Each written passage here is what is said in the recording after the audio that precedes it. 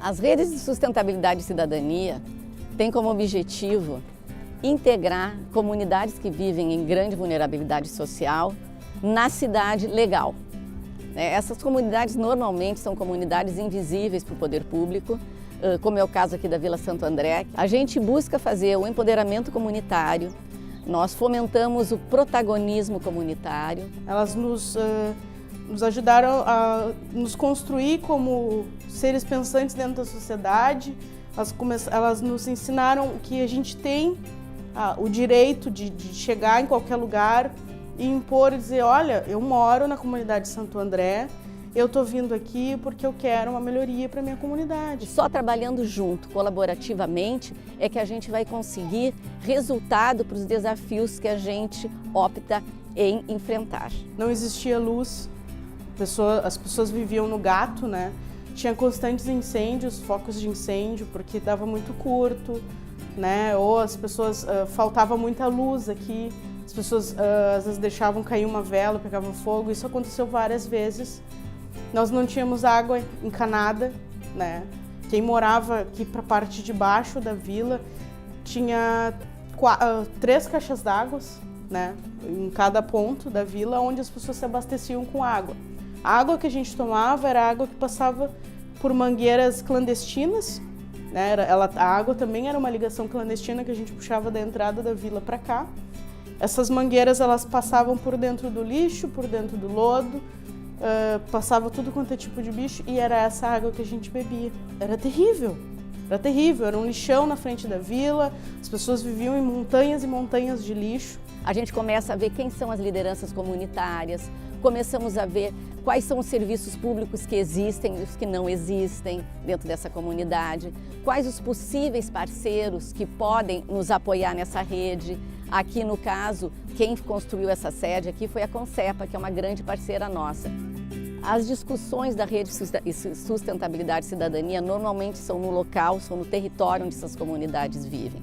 Tudo isso para quê?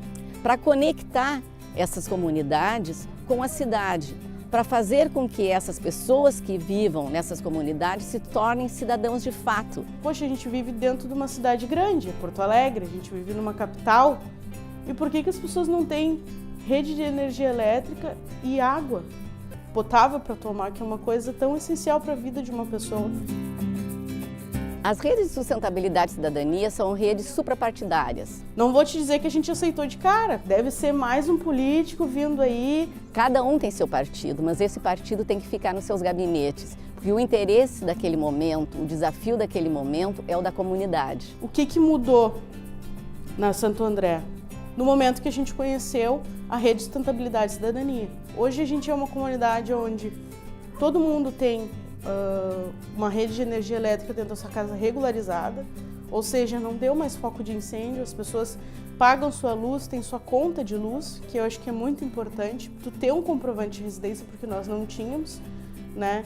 E a rede da água foi uma conquista muito grande para mim, principalmente assim, porque muitas pessoas que moravam aqui embaixo não tinham chuveiro, eles não tinham banheiro, porque a água não tinha pressão suficiente para que eles pudessem ter isso.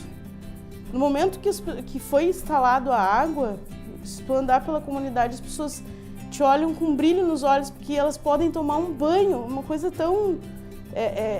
não dá para te explicar isso, é uma coisa bem... Desculpa. Ensinar para as pessoas de que a gente precisa trabalhar em rede, a gente precisa viver em rede. A rede tem que viver dentro da gente para que a gente possa, porque sozinho a gente não muda as coisas, mas a gente muda quando a gente dá a mão para o outro, pensa da mesma forma e tenta buscar uma melhor forma de se viver dentro de uma comunidade. Essas redes iniciaram em 2007, para enfrentar um grande desafio da cidade, que era o reassentamento da Vila Chocolatão, né? Tu imagina, era uma comunidade que estava há quase 30 anos, no centro da cidade, eles sobreviviam da coleta do lixo. Naquela época não tinha essa palavra resiliente. Hoje eu enxergo as redes de sustentabilidade e cidadania uma rede de pura resiliência, porque a gente enfrenta grandes desafios, como foi no Chocolatão. Eles iam se mudar para um local longe do seu destino, era uma oportunidade para ganharem uma casa nova, como se diz, mas não é, né? Eles vão se mudar, vão ter uma casa nova. Mas não bastava isso, a gente tinha que entender, e a sociedade tem que entender, que quando uma comunidade é reassentada, ela não tem só o direito à casa, ela tem o direito de mudar de vida para uma nova vida.